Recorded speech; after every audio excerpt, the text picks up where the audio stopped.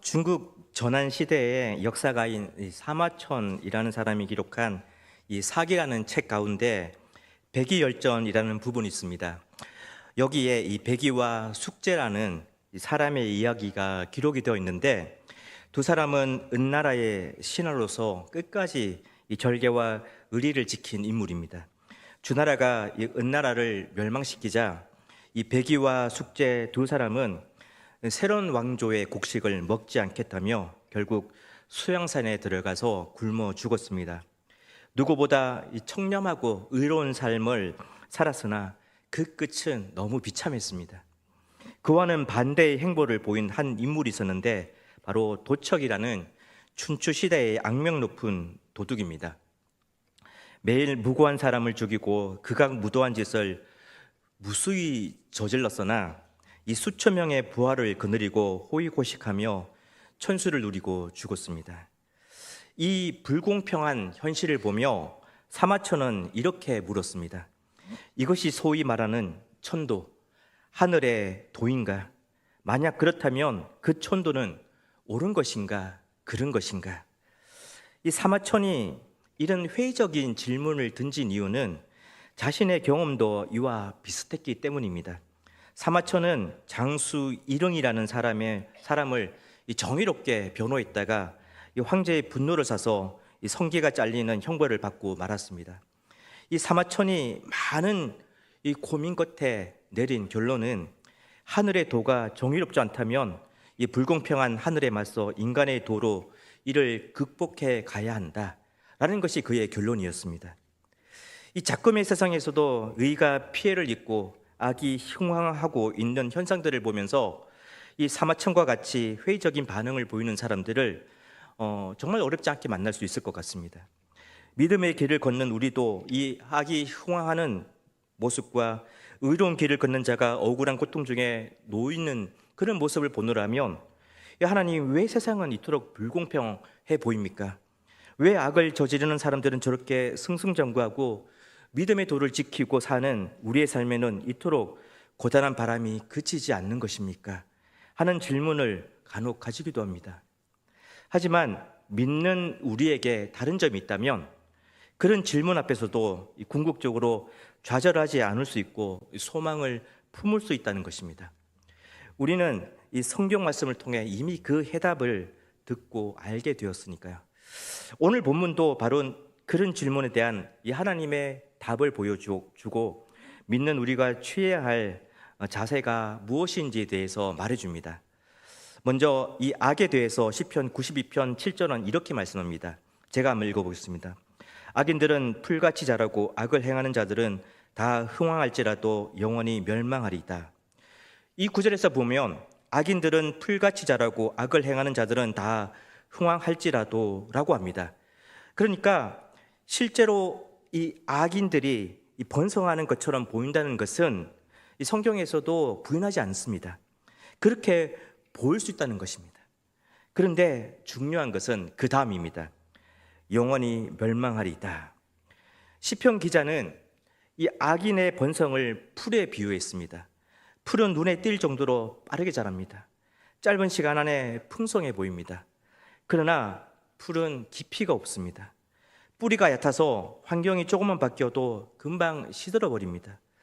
뜨거운 햇볕이 내리쬐면 며칠 사이에 이 푸르던 풀은 누렇게 변해버립니다. 이 성경은 분명하게 말합니다. 악인의 번성이 없다고 말하는 것이 아니라 있지만 짧다고 말합니다. 그리고 악의 끝은 영원한 멸망이라고 분명하게 말씀합니다. 우리의 시간대에는 이 악인의 번성이 길어 보일 수 있습니다. 10년, 30년, 이 50년 동안 번성이 멈추지 않는 것처럼 보이기도 합니다. 평생 번성을 누리다가 죽은 이 악한 자의 모습을 보면 이 악의 형통이 너무나 긴 것처럼 느끼기도 하지만, 이 하나님의 시간대에는 천년도 하루 같을 뿐입니다.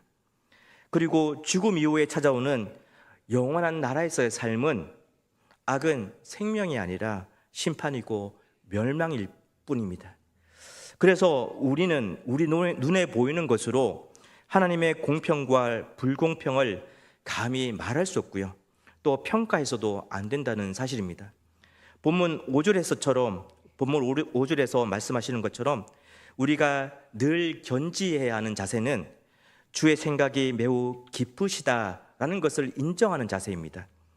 이와 비슷한 말씀이 우리가 이미 잘 알고 있는 이사야 55장 8절에서 9절에 나오는데요. 제가 한번 읽어보겠습니다. 이는 내 생각이 너의 생각과 다르며 내 길은 너의 길과 다름이니라. 여호와의 말씀이니라. 이는 하늘이 땅보다 높음 같이 내 길은 너의 길보다 높으며 내 생각은 너의 생각보다 높음이니라. 우리가 자주 범하는 실수 중에 하나가 있다면 하나님의 생각을 자꾸 우리의 생각과 비슷한 차원으로 끌어내리는 것이 아닐까 하는 생각이 듭니다. 하나님의 생각이 얼마나 높고 깊으신지 우리와의 생각의 차이는 하늘과 땅만큼의 차이로도 설명할 수 없을 만큼 훨씬 더 큰 차이가 납니다. 그런데 우리는 이것을 잘 인정하지 않으려는 것 같고요. 우리의 생각으로 하나님의 공평과 불공평을 자주 판단하기도 합니다. 우리의 생각으로 하나님의 생각과 계획을 판단하는 것은 불신입니다. 우리는 하나님께서 이 하나님 당신에 대해 조금이라도 알려주시지 않으면 이 하나님에 대해 어느 것 하나 알아낼 수 없을 만큼 어리석고 약한 존재일 뿐입니다. 우리가 하나님을 온전히 이해하는 방식은 믿음입니다. 이해되지 않아도 이해되지 않는 그때 믿음을 작동하여 이 하나님의 말씀을 수용하는 것이 바로 신앙인의 바른 태도입니다. 이해되지 않아도 하나님께서 악에 대해 반드시 심판하신다는 사실을 믿음으로 수용하고 우리에게 주어진 그 자리를 어떻게 주님 오실 그날까지 신실하게 걸어낼 것인가에 마음과 힘을 기울이는 것이 믿음의 길을 걷는 우리의 마땅한 자세일 것입니다. 이제 시편 기자는 의인의 삶에 대해서도 기록을 하고 있는데 12절입니다. 의인은 종려나무 같이 번성하며 레바논의 백향목 같이 성장하리로다. 여기서 의인은 두 가지 나무로 비유됩니다. 먼저 종려나무입니다. 이 종려나무는 몇 가지 특징이 있는데요. 첫 번째, 이 사막과 같은 건조하고 척박한 환경에서도 잘 자랍니다. 두 번째, 뿌리가 깊고 넓게 퍼져 있습니다. 세 번째, 이 대추여자 같은 열매를 지속적으로 맺습니다. 네 번째, 종려나무는 100년 이상을 삽니다. 다섯 번째, 종려나무는 강한 바람에 휘어질 수는 있지만 쉽게 부러지지 않습니다. 의인의 삶이 바로 이와 같다는 것입니다. 의인을 백향목에 비유하기로 했는데 백향목의 특징은 첫 번째, 매우 크게 자라는 나무라는 것이죠. 높이와 넓이 모두 거대합니다. 그래서 이 고대에는 왕궁이나 성전 건축에 사용될 만큼 위엄과 존귀함의 상징이었습니다. 두 번째, 이 백향목의 특징은 뿌리가 깊고 넓게 퍼져 있어서 강한 바람이나 폭풍에도 쉽게 쓰러지지 않습니다. 세 번째, 이 백향목의 특징은 수천 년을 사는 장수하는 나무입니다. 오랜 시간 동안 변함없이 굳건히 서 있습니다. 네 번째, 이 백향목의 특징은 벌레나 부패에 강해서 쉽게 썩지 않는 이 내구성이 강하다는 것이고요. 또 특유의 향기도 있고 더디게 자라긴 하지만 시간이 지날수록 더욱 단단해지는 특징이 있습니다. 이상에서 보았듯이 이 종려나무와 백향목은 하루아침에 자라지는 않습니다. 자라는데 오랜 시간이 필요합니다. 사람들은 땅 위에 드러난 것만을 보기 때문에 나무의 성장이 멈춰 있는 것처럼 보이지만 실제로는 그때에도 그 나무들은 성장하고 있는 중입니다. 뿌리가 밑으로 또 옆으로 넓게 뻗어가는 성장을 하고 있습니다. 이 시간이 쌓일 때 비로소 흔들리지 않는 견고한 나무가 되는 것입니다. 성도 여러분, 하나님을 경외하며 하나님 앞에서 의를 행하는 삶은 당장 아무런 변화가 느껴지지 않는 삶인 것처럼 보이지만 실제로는 그렇지 않다는 것입니다. 아무런 변화가 느껴지지 않는 그 순간에도 멈춰 있는 것이 아니라 깊은 뿌리를 내리는 성장으로 이어지고 있는 시간이라는 것입니다. 그래서 악인의 삶은 시간이 갈수록 빛을 잃어가는 빛을 잃게 되겠지만 의인의 삶은 그 반대로 시간이 갈수록 빛이 납니다. 14절이 바로 그것을 말씀하고 있는데 한번 읽어보겠습니다. 그는 늙어도 여전히 결실하며 진액이 풍족하고 빛이 청청하니.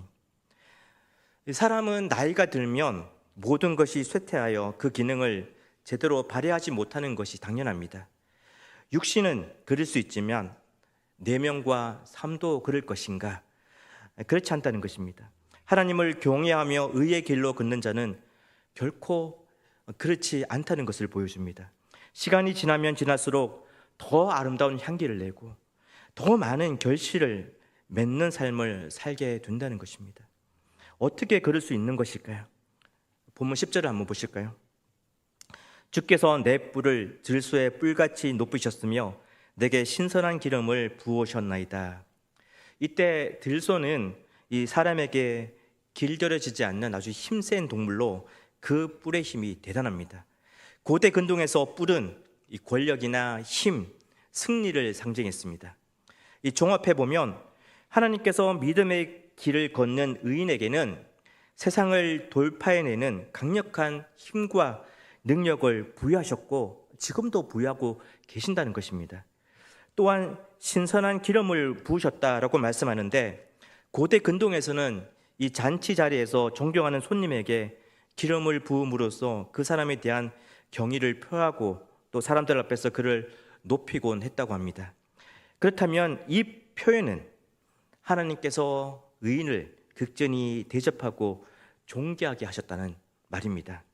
결론적으로 믿음의 길을 걷는 사람에게는 이 강력한 하나님의 힘이 지속적으로 공급이 되고 또 하나님이 친히 존귀하게 여기시고 늘 높여주신다는 것입니다. 이런 삶이 어떻게 하나님의 아름다운 향기를 뿜어내지 않을 수 있으며 어떻게 믿음의 결실을 맺지 않을 수 있겠습니까? 또 한 가지 13절을 보시겠습니다. 이는 여호와의 집에 심겼으며 우리 하나님의 뜰 안에서 번성하리로다. 이 구절에 분명히 말씀합니다. 의인은 악인과 차원이 다른 삶을 살 수 있는데 그 근거는 바로 믿음의 길을 걷는 의인은 여호와의 집, 즉 하나님 나라에 심겨져서 그곳에 뿌리를 두고 있기 때문이라고 말씀합니다. 하나님 나라로부터 내려오는 영원한 생수가 이 뿌리를 통해 계속 해서 공급이 되어지고 믿는 자의 삶에 계속 내려지기 때문에 이 14절 말씀처럼 늙어도 여전히 결실하며 진액이 풍족하고 빛이 청청할 수 있게 된다는 것입니다. 시간이 지나면 지날수록 더욱 아름다운 향기를 내뿜게 되고 믿음의 결실을 계속해서 맺어갈 수밖에 없다는 것입니다. 그 좋은 샘플이 바로 갈렙이라는 사람이 아닐까 싶습니다. 이 가나안 정복 전쟁이 어느 정도 무르익어 갈 때쯤에 갈렙의 나이는 어느덧 85세가 되었습니다. 사실 이제는 일선에서 은퇴를 해도 누가 뭐라고 하지 않을 만한 나이입니다. 그런데 그때 갈렙이 헤브론 산지를 달라고 모세를 찾아왔습니다. 사실 이 헤브론 산지에 있던 아낙 자손은 예전에 이스라엘 백성들이 두려워해서 그 누구도 올라가 싸우려고 하지 않은 사람들입니다. 그런데 갈렙이 이렇게 말을 했습니다. 여호수아서 14장 10절 하반절부터 12절까지인데 한번 읽어보겠습니다. 오늘 내가 85세로 돼 모세가 나를 보내던 날과 같이 오늘도 내가 여전히 강건하니 내 힘이 그때나 지금이나 같아서 싸움에나 출입에 감당할 수 있으니 그날에 여호와께서 말씀하신 이 산지를 지금 내게 주소서. 당신도 그날에 들으셨거니와 그곳에는 아낙 사람이 있고 그 성읍들은 크고 견고할지라도 여호와께서 나와 함께 하시면 내가 여호와께서 말씀하신대도 그들을 쫓아내리다 하니. 그 결과 어떻게 되었습니까? 갈렙이 그 땅을 차지했습니다.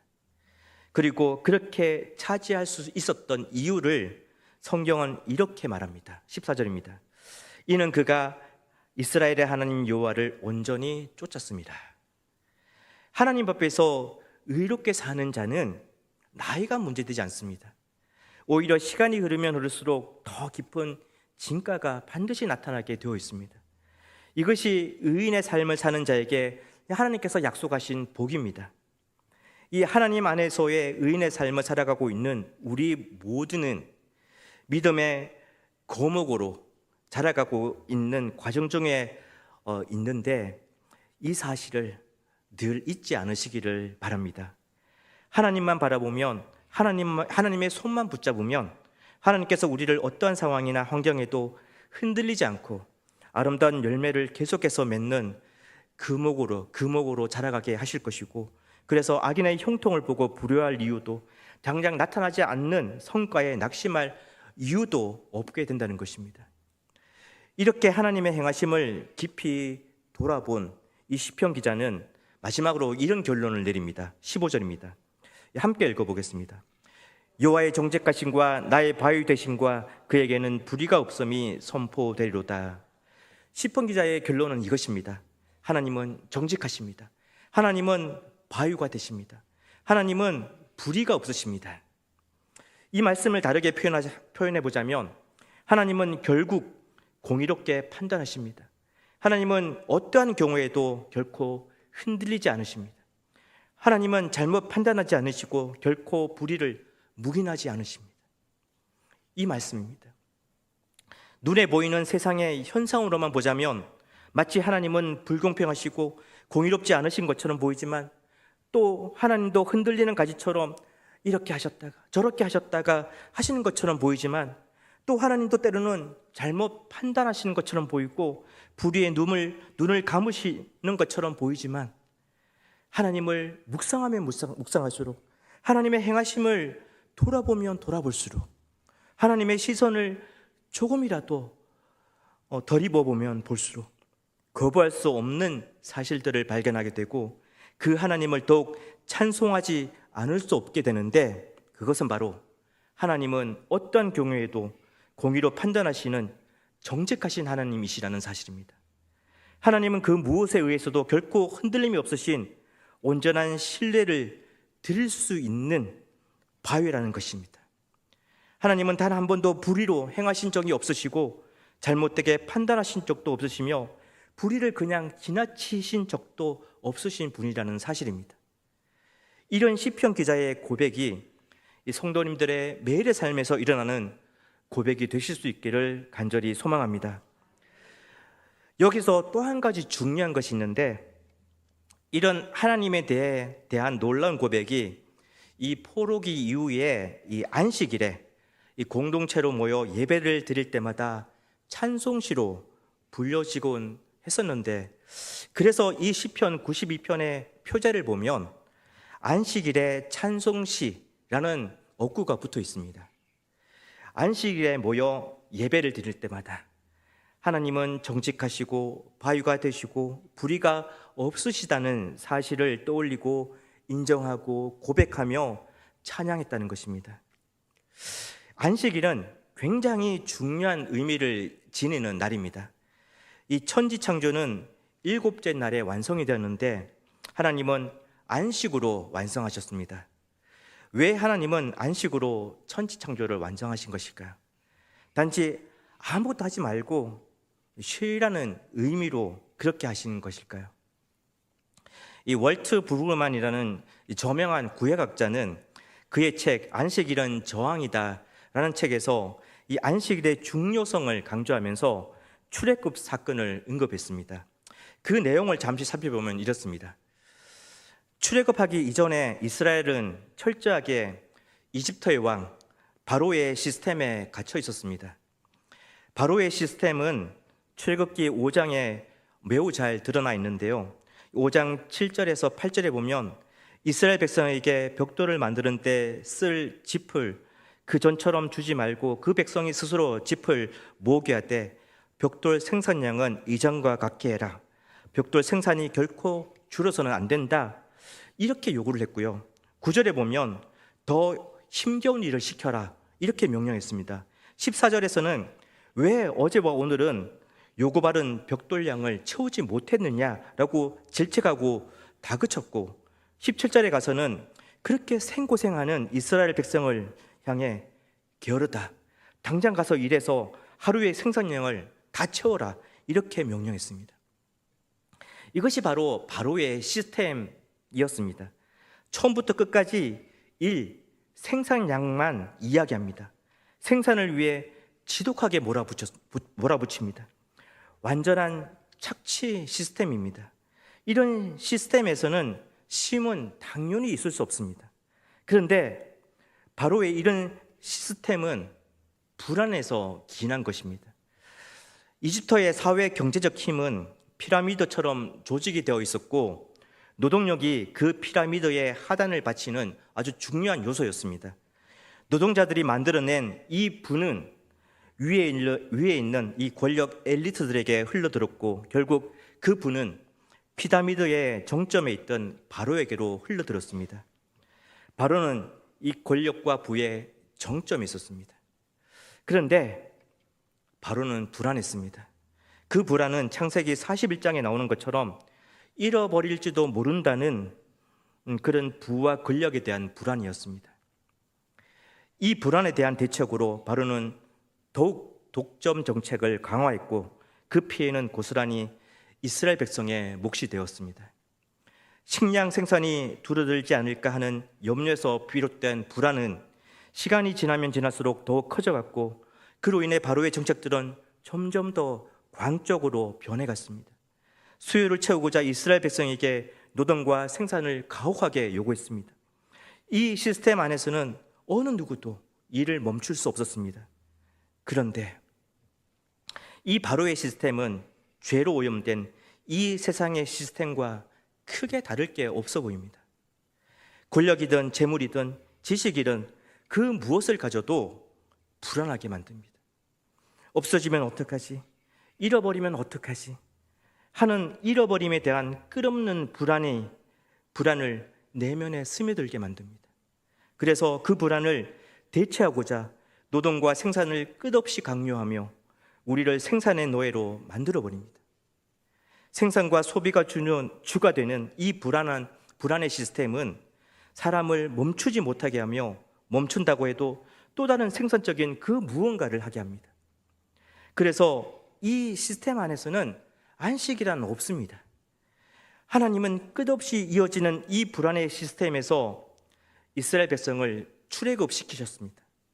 즉 출애굽 사건은 단순한 해방이 아니라 절망부분인 이 바로의 착취 시스템에서의 해방이자 하나님의 안식 시스템 안으로의 입장이었습니다.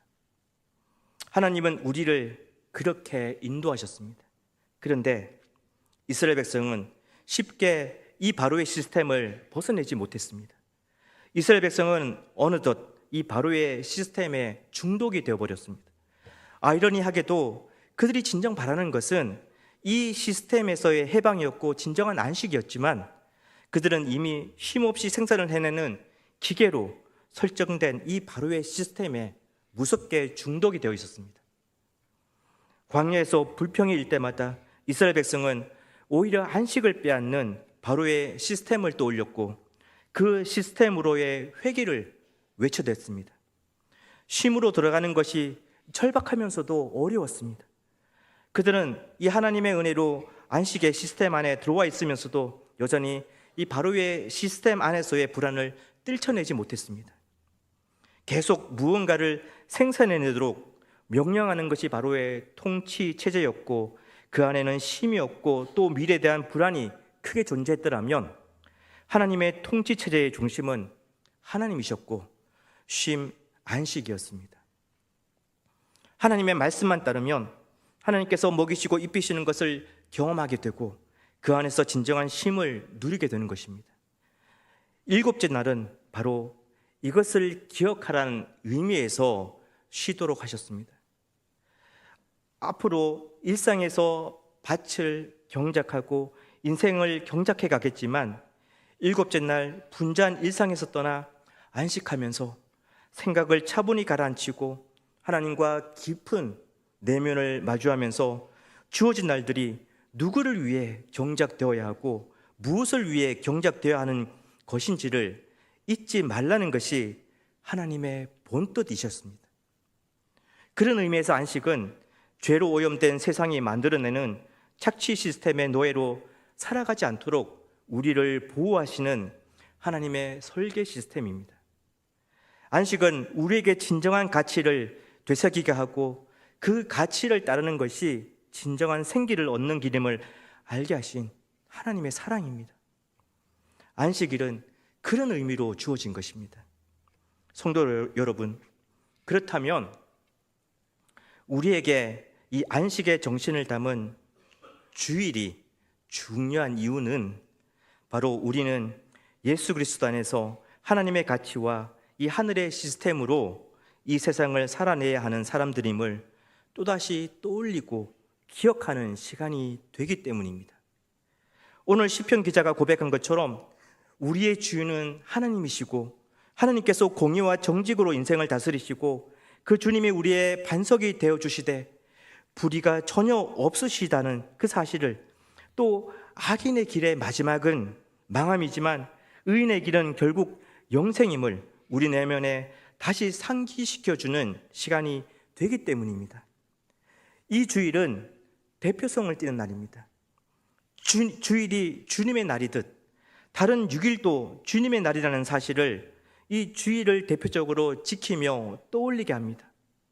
또한 주일에 우리가 하나님과의 깊은 교제 안에 있듯 다른 6일도 그렇게 하나님과의 친밀한 교제 안에 살아가야 한다는 것입니다. 또 우리가 이 세속의 시스템에 묶여 세상을 살아가야 하는 사람들이 아니라 그런 세속의 시스템을 계속 저항해가고 그와 함께 예수 그리스도 안에 있는 이 하늘의 시스템으로 세상을 살아가야 하는 사람들이라는 사실을 주일에 주님 안에서 기억해 냈듯이 다른 날도 그것을 기억하며 세속의 시스템을 저항해가고 하늘의 시스템을 받아들여 그 시스템으로 삶을 살아가야 한다는 것입니다. 사랑하는 성도님들, 우리가 주일에 모여 하나님을 예배할 때마다 하나님은 늘 의인의 손을 들어주시며 공의로 판단하시는 이 정직한 분이시라는 사실을, 하나님은 그 무엇에도 결코 흔들리지 않으시는 견고한 반석이 바위시라는 사실을, 또 하나님은 단 한 번도 잘못된 판단을 하신 적이 없으시고 불의를 그냥 지나치지 않으시라는 그 사실을 꼭 기억하며 찬양하는 시간이 되시기를 바랍니다. 아울러 주일처럼 다른 날 예배로 모일 때마다 또 흩어져서 일상에서 각자의 교회로 살아가실 때마다 하나님은 정직하시고 바위가 되시고 불의가 없으시다는 사실을 계속해서 되뇌이고 고백하고 또 찬양하는 그런 삶이 되시기를 바랍니다. 그럴 때 우리는 우리의 정체성인 하나님 나라에 심겨져 그곳에 뿌리를 두고 사는 믿음의 길을 걷는 존재라는 사실을 기억해 내게 될 것입니다. 그리고 악한 세속의 시스템을 저항하고 하나님 나라의 시스템을 받아들여 그 시스템으로 주님 오실 그날까지 주어진 길을 믿음으로 잘 기억해 가게 될 것입니다. 그런 은혜와 복이 이 성도님들의 삶에 늘 충만하시기를 축복합니다. 네, 기도하겠습니다. 하나님, 작금의 세상을 보면 왜 세상이 이토록 불공평합니까? 왜 악을 저지르는 사람들은 저렇게도 승승장구하는 듯하지만 믿음을 지키고 사는 우리의 삶에는 이토록 고단한 바람이 그치지 않습니까? 하는 질문을 읽기도 합니다. 하나님, 그때 믿음의 눈을 작동시켜 우리보다 크신 하나님의 생각과 계획을 바라보게 해주시고 정직하고 바위가 되시며 불의가 없으신 하나님의 성품을 바라보게 해주시고 또 하나님께서 우리 삶에 행해 오신 신실한 일들을 바라보게 해 주시옵소서. 그래서 오늘 시편 기자가 고백한 그 고백이 우리의 고백이 되게 해 주시옵소서. 하나님, 안식일에 이 시편 말씀을 읽으며 하나님이 우리의 참된 하나님 되심을 인정하고 고백하고 찬송했던 것처럼 우리가 매주일 주님을 예배하며 하나님의 아름다운 성품과 신실하게 행하신 놀라운 일들을 늘 고백하고 인정하며 찬송하게 해 주시옵소서. 그리고 그 고백과 찬송이 줄 뿐 아니라 매일의 삶에서도 울려 퍼지는 찬송이 되게 해 주시고 그 찬송이 세속의 시스템을 무력하게 만드는 하나님의 힘이 됨을 늘 경험하며 살 수 있게 해 주시옵소서. 감사드리며 예수님의 이름으로 기도합니다. 아멘.